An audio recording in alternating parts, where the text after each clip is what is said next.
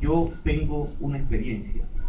Hace 20 días estuve en la ciudad de Santa Cruz de Bolivia, Santa Cruz de la Sierra, en Bolivia. Y ahí hay un movimiento, bueno, alrededor dentro de la Gran Logia de Bolivia. Ellos hace 20 años eran 80 masones. Hoy son 1200 masones. Tienen un templo de 6 pisos. Tienen como 10 áreas sociales.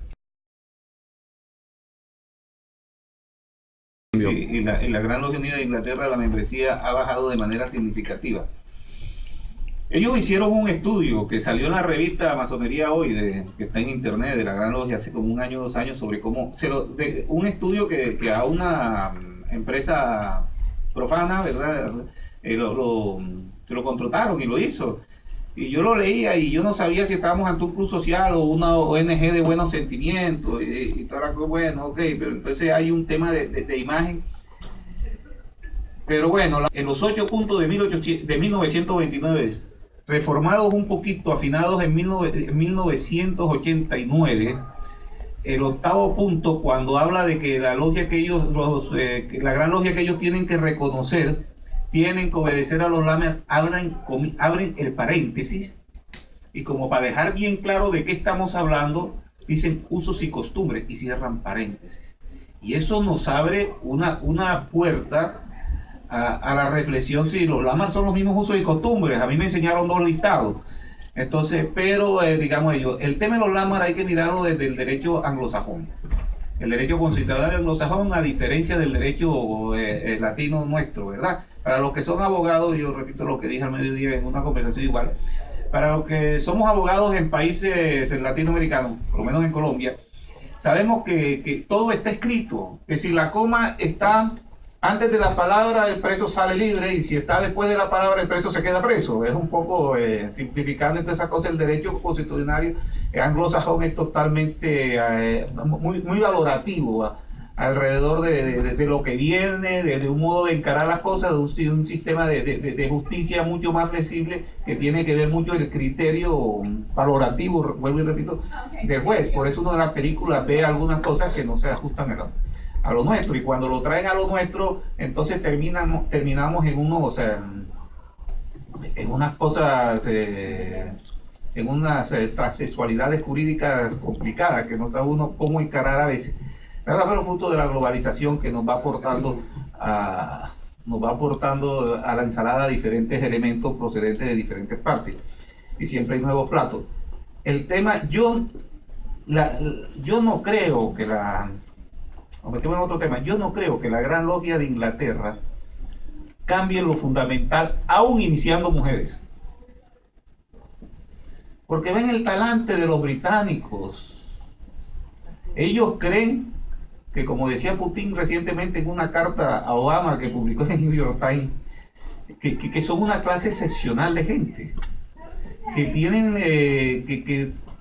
derecho, bueno, a imponer, o sea, tienen un grado civilizacional superior a las personas, y han dispuesto muchas cosas. Al fin y al cabo, Occidente ha triunfado militarmente en los últimos 1000 años, y los líderes de ese triunfo imperialista de Occidente tienen una forma de pensar. Nosotros hablamos de la masonería francesa y la masonería inglesa, y así dividimos el mundo. Nadie habla de la masonería latinoamericana, que es totalmente diferente, tiene un perfil diferente. Bueno, no hablo de lo ritual ni lo litúrgico, pero cuando uno identifica la obra masónica, por ejemplo, de Bolívar, y no voy a entrar en el tema de Bolívar, vamos a decirlo, cuando uno reivindica la lucha por la independencia de los pueblos, la soberanía, cuando uno lucha, cuando uno mira el tema de la laicidad en México, es totalmente diferente a la laicidad en Francia. Cuando yo veo que de los que nos enorgullecemos, de cómo se liberan naciones, de cómo se van las libertades, se llevan al pueblo, todas estas cosas, los roles de la masonería, desde Chile, en donde es considerado una fuerza moral, en Uruguay, que tiene un fuerte compromiso con un estilo de laicidad totalmente diferente, o en los diferentes pueblos, inclusive Bolivia y en Colombia, uno identifica algo que es completamente diferente a cómo se concibe la masonería en Inglaterra o cómo se concibe la masonería en Francia. Nosotros hablamos de masonería mixta aquí tenemos hermanas, y yo me siento muy orgulloso de todo eso. he tenido algunos rifirrafes alrededor del tema a lo largo de algunos años. Algunas veces me ha ido bien, otras, lo único que he conseguido son satisfacciones morales, más nada, y algunos golpes bien puestos que me han dado. Pero fíjense, hablemos del Gran Oriente de Francia, y perdone que me entienda un poquito.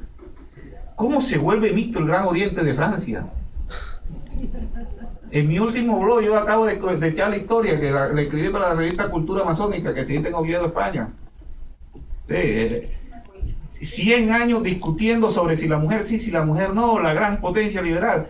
Yo no sé, nosotros nos olvidamos que mientras Europa tenía masonería de adopción, y mientras todos los que pertenecemos a obediencias mixtas, nos sentimos y nos confesamos tributarios de 1893, del derecho humano, de María de Rey, de Joe Martin, esas cosas, México tuvo en 1826 masonería femenina, no femenina, iniciaban las mujeres el rito nacional mexicano. Es que las mujeres del rito nacional mexicano no son masonas, o nada más son masonas cuando practican el rito escocés antiguo aceptado, el rito francés.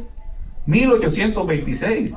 Vamos a seguir hablando de la masonería liberal y me salgo un poco del tema para que vean. Y vamos a seguir a México, que yo admiro mucho la historia de México. Han hecho un aporte impresionante en medio de sus diferencias y eso, se han dado duro los unos a los otros, pero hay que verlo. Mi mujer me pregunta, ¿cómo es que la masonería, así como se trata, ha hecho lo que ha hecho? Yo tampoco sé, pero lo ha hecho.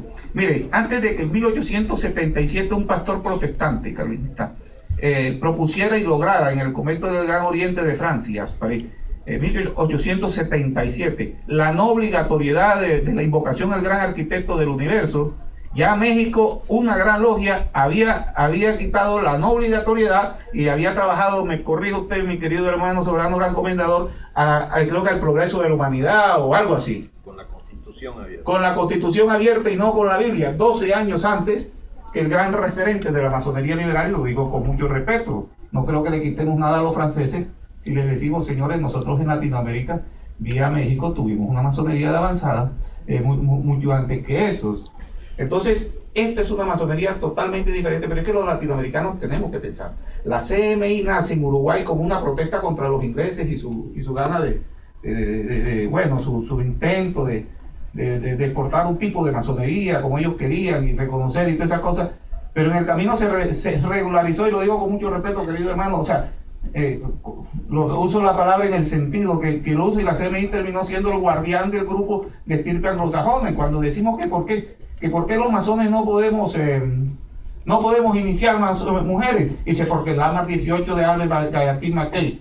Cuando decimos que la masonería es que los Lamar de no sé qué cosa, nosotros cuando no somos franceses somos ingleses, y resulta que los latinoamericanos somos diferentes. Nos alineamos políticamente, pero en el perfil social, el desempeño político, como dice usted, mi querido hermano, porque la masonería hace política, ¿para qué nos decimos mentiras? Si no, no estaríamos celebrando los 40 años de la muerte de Allende la semana pasada. ¿Qué hacemos? Que es la gran mentira. Cuando alguien viene y dice que aquí fue George Washington, fue masón, ¿qué hizo George Washington que no fuera política? Nos estamos sintiendo orgullosos de la labor política de un masón, bueno, pero no a través de nosotros. ¿Quién dijo que no? Si el Gran Oriente de Francia, por decir el que más, pero hay muchos, viven opinando de política. Y el gran maestro pasado, José Gulino, propuso una cosa que a mí me pareció extraordinaria. Llevó la laicidad, dijo, dejemos de estar peleando con los sacerdotes católicos. Lo que pasa es que le escribía mucho, pero bueno, vamos a hacer la laicidad financiera. Vamos a lograr la separación del Estado del poder financiero. Mi respeto, maestro. Eso no va a ser fácil por ahora, demorarán otros 300, 400 años. Alguien citaba aquí con mucha ilustración el tema de que alguien, que Bolívar fue el que advirtió, justo hermano, que alguien dijo que Bolívar había advertido que había que quitar, o no sé si fue Bolívar o otro de nuestros próceres, que había que quitar. No sé si por extensión logré tocar alguno de los temas que me preguntó, hermano. Bueno, pues,